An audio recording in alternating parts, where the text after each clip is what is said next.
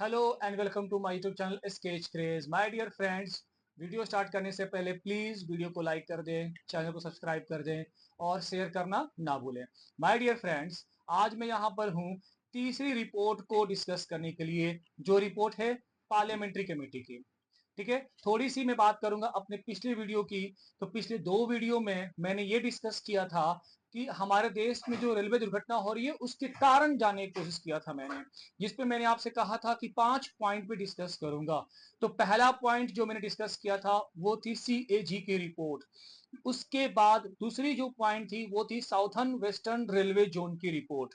ठीक है, तो अगर आपने ये वीडियो नहीं देखा है तो प्लीज जाकर के आप इन दोनों वीडियो को देख लें।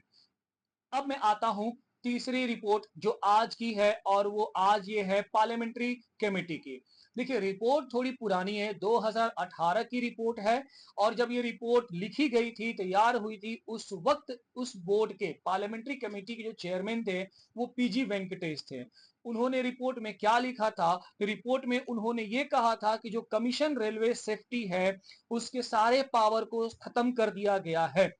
ठीक है, उस वक्त इस कमीशन रेलवे सेफ्टी के सारे पावर को खत्म कर दिया गया था। मतलब कल तक डिसीजन लेने की जो ताकत थी वो कमीशन रेलवे सेफ्टी और chief commission of railway safety को थी, वो सारे पावर खत्म कर दिए गए थे।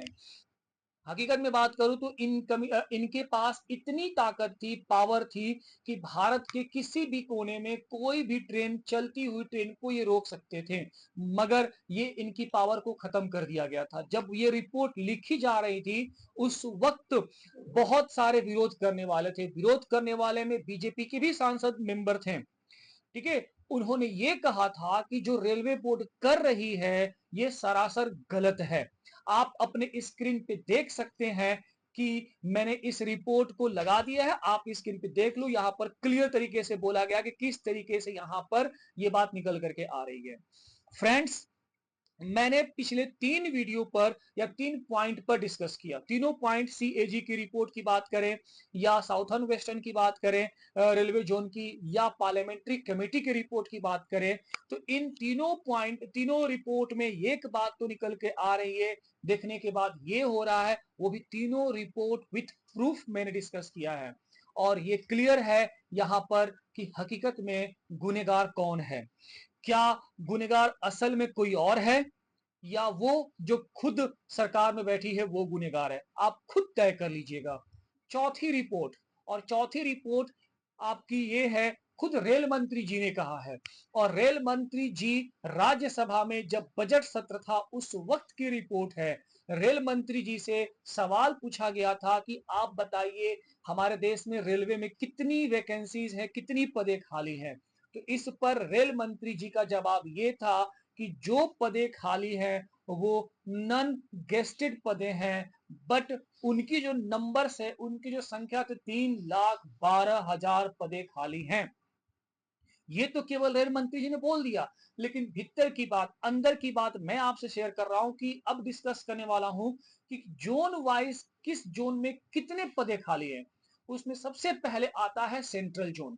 देखिए my dear friends, central zone में आप अभी जो देखने को मिला है उसमें 28,650 पदे खाली है, जिसमें से 14,203 पदे सेफ्टी कैटेगरी में आते हैं।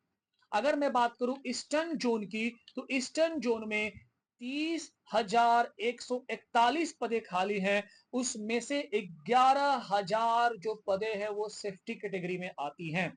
ऐसा ही आपको देखने को मिला है वेस्टर्न जोन में, जहां पर 30,476 पदे खाली हैं। अगर मैं बात करूं नॉर्थर्न जोन की, तो वहां पर भी 38,754 पदे खाली हैं। अब आप लोग खुद सोच सकते हैं कि अगर सरकार इन पदों पर भर्ती करता तो सेफ्टी को लेकर के क्या काम अच्छे से नहीं हो पाता? बिल्कुल अच्छे से हो पाता। ये भले ही ये सारे पदे नॉन गेस्टेड ही क्यों ना हो, बट पिछली तीनों रिपोर्ट सीएजी की, साउथर्न वेस्टर्न रेलवे जोन की, और आपको अगर मैं बात करूं तो पार्लियामेंट्री कमेटी की, ये तीनों रिपोर्टें एक बात में इशारा कर रही है, और वो है सेफ्टी। जो सरकार ने इस पर कोई भी काम नहीं किया। अब मैं आगे बढ़ रहा हूं और डिस्कस कर रहा हूं जो हमारी आखिरी रिपोर्ट है। आखिरी रिपोर्ट खुद रेलवे बोर्ड ने लिखा है और ये रिपोर्ट सरकार के लिखा। उन्होंने आग्रह किया बाकायदा सरकार से कि जो भी पदे खाली है कृपया करके उस पर भर्ती लीजिए, उसको उसको जल्दी भरिए, क्योंकि काम का बर्डन बढ़ता जा रहा है, व्यक्ति कम है, काम पर असर पड़ रहा है। हर एक व्यक्ति जिनकी वर्किंग आवर 8 to 9 आवर्स की है, 8 से 9 घंटे की है, वो 12-12 घंटे ड्यूटी कर रहे हैं, ओवर टाइम ड्यूटी कर रहे हैं। और इसके अलावा निरीक्षण जो है कर पाने की स्थिति में नहीं है रेलवे बोर्ड, रेलवे, ठीक है। सोचिए, निरीक्षण की स्थिति में नहीं है। तो अब आप इसका कंक्लूजन निकाल सकते हैं क्या कि वेस्ट बंगाल में जो हमारे देश में एक्सीडेंट हुआ, या ऐसे हमारे देश में और भी बहुत सारे एक्सीडेंट हो चुके हैं, या जब बढ़ता जा रहा है, क्या कारण है? सीधी सी बात है, सेफ्टी। अगेन मैं बोलना चाहता हूं कि रियलिटी में जिस गुनहगार को खोजा जा रहा है वो तो हमारे सामने है सरकार के रूप में। सरकार क्या काम कर रही है, मंत्री जी क्या काम कर रहे हैं, पीएमओ जो ऑफिस में जो लोग बैठे हुए हैं सेक्रेटरी लेवल पर, तमाम अधिकारी हर एक डिपार्टमेंट को देखने के लिए बैठे हुए वहां पर, फिर उनका काम क्या है? ठीक है, वो अपना काम क्यों नहीं अच्छे से कर पा रहे हैं? आप भले ही हमारे देश में वंदे भारत ट्रेन चला रहे हैं, बुलेट ट्रेन चला रहे हैं, बहुत अच्छी बात है, इसका हम सब देशवासी दिल से आपके इस डिसीजन का स्वीकार कर रहे हैं, वेलकम कर रहे हैं। बट सवाल फिर एक उठता है सेफ्टी को लेकर के। सेफ्टी कहां है जब इतनी सारी पदें खाली हैं? हमारे देश में 9 युवक बेरोजगार हैं, तो आप इन पदों को क्यों नहीं निकाल रहे हो? आपका काम है रोजगार देना, आपका काम है भर्ती निकालना, फिर आप क्यों नहीं कर रहे हो? ऐसा डिसीजन क्यों नहीं ले पा रहे हो आप? ये पदों को क्यों नहीं भरा जा रहा है? सवाल मेरा हमारे देशवासियों का है। कृपया करके रेल मंत्री जी इसका जवाब जरूर दें, आपको देना चाहिए, क्योंकि पूरे देशवासियों का आप पर भरोसा है। पूरी रेलवे सिस्टम आपके आपके एक डिसीजन से चलती है, तो आपका हक बनता है जवाब देना, हमारा भी हक बनता है आपसे प्रश्न पूछना। उम्मीद करता हूं माय डियर फ्रेंड्स कि जो मैंने 5 रिपोर्ट्स आपसे शेयर किया, आपको समझ में आया होगा कि क्या कारण था ऐसी घटनाएं हो रही है।